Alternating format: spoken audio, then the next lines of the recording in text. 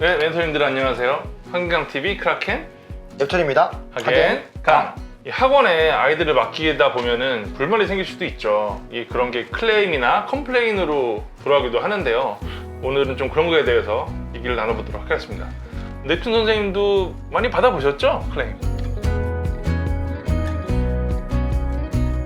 제가 운영하던 학원 같은 경우는 뭐 워낙 훌륭해서 네?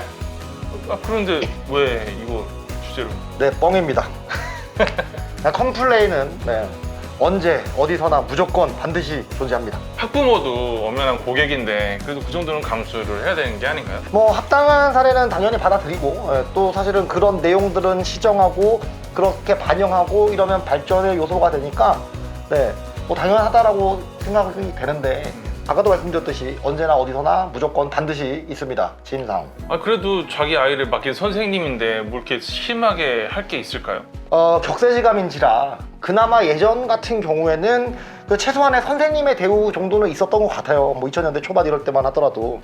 근데 요즘은 본인이 조금만 뭔가 이렇게 부당한 대우를 받았다라고 느끼시면 이미 이제 욱해버리시는 분들이 많기 때문에 바로 컴플레인으로 돌아옵니다. 반대로 생각해보면 부당하니까 돌아오는 게 아닐까요? 아니 부당하다라고 생각하시면요.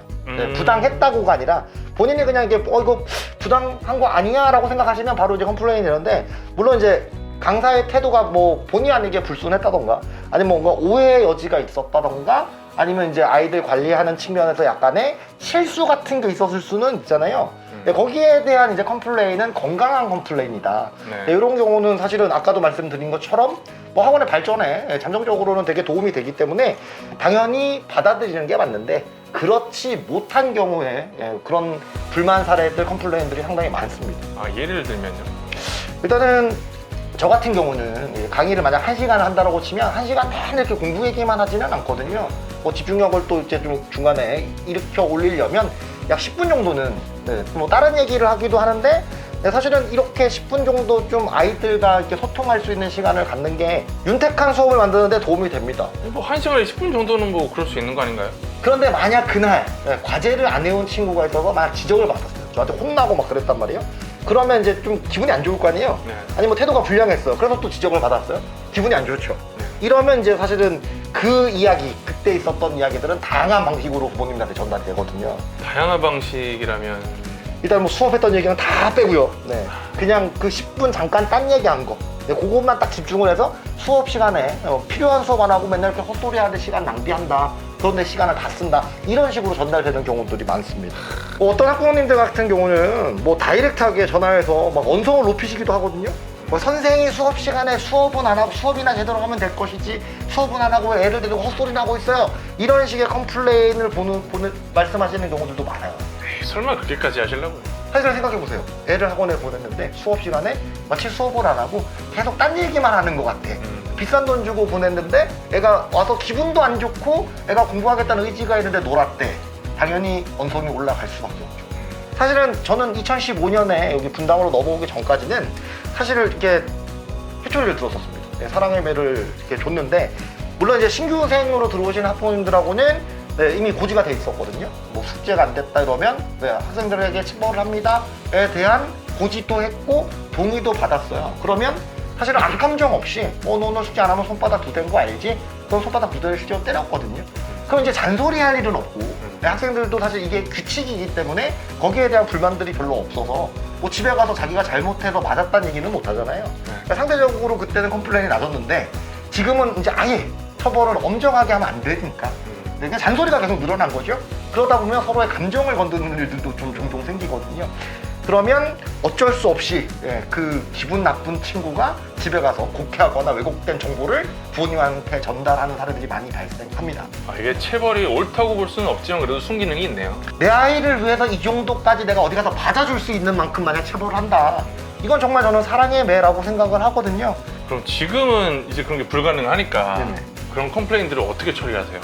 일단 대형 학원 같은 경우인데 뭐 지도하는 학생에게 이제 컴플레인이 학원으로 들어왔다 라고 하면 일단 학원 입장에서는 뭐 그 강사한테 전달을 해서 사죄를 시키고, 그리고 조금 더 불만인 경우에는 그 친구를 빼서 다른 반으로 배정하는 경우들이 있습니다. 중소형 학원 같은 경우는? 정말 그냥 말 그대로 속고대질죠. 네, 원장님이 직접 전화해서 재발 방지에 대한 약속을 하고 강사한테 또 잘못했다고 빌라고 하고 이런 식으로 뭐 넘어갈 수밖에 없습니다. 이렇게 뾰족한 대책이 없네요. 어쩔 수 없죠. 학원 입장일 수밖에 없으니까. 그럼에도 불구하고 컴플레인에 대해서 대책을 가지고 있는 대처가 가능한 학원들도 존재는 합니다. 그런 학원이 있어요?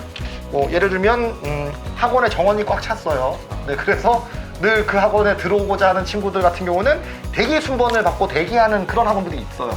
많지는 않죠. 네. 야, 이번 대기 순번이 있는 학원도 있어요. 마치 이게 학원계 천용인 그런 수준인데 그런 경우가 되면 이제 학부모님들이 학원을 일로 보질 못하죠. 그래서 함부로 막 전화해서 어렵게 들어간 학원이니까 컴플레인을 잘 안 거는 편입니다. 야, 이게 천용인 수준이 되지 않는 이상은 그냥 버티는 수밖에 없네요. 학원 컨셉에 따라서 뭐 학원 전체가 구성원을 그만큼 특별히 신뢰를 해요. 네, 그런 경우라고 한다면 같이 변호해주고 방어하는 그런 시스템이 되기도 합니다. 네, 이렇게 되면 실제로는 아예 컴플레인을 없앨 수는 없지만 컴플레인의 정도를 아주 빈도수를 낮추는 데는 큰 효과가 있거든요.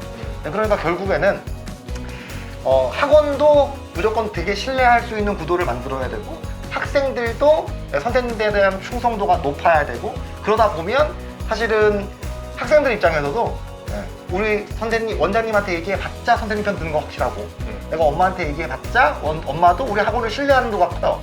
이러면 사실은 자기네들의 좀 감정적으로 상해진 마음을 외국이나 국회를 통해 부모님에게 전달하는 사례는 확실하게 줄일 수 있습니다. 네. 결국에는 선생님과 학원의 역량을 키워서 아이들이 혹시 잘못해서 지적을 받았다? 라는 그런 사태가 만들어지면 그냥 얘가 이거 내가 잘못한 거구나. 네, 내가 반성해야 되겠구나. 라는 분위기를 만들어 나가는 거죠. 네. 뭐 역시 오늘도 별다른 팁이라는 건 없는 것 같습니다. 오늘은 학원 생활의 가장 큰 장애물인 컴플레인에 대해서 얘기를 나눠봤고요. 멘토님들 각자 좋은 방법을 찾으시길 바랍니다. 네, 지금까지 크라켄 요출이었습니다. 감사합니다. 감사합니다.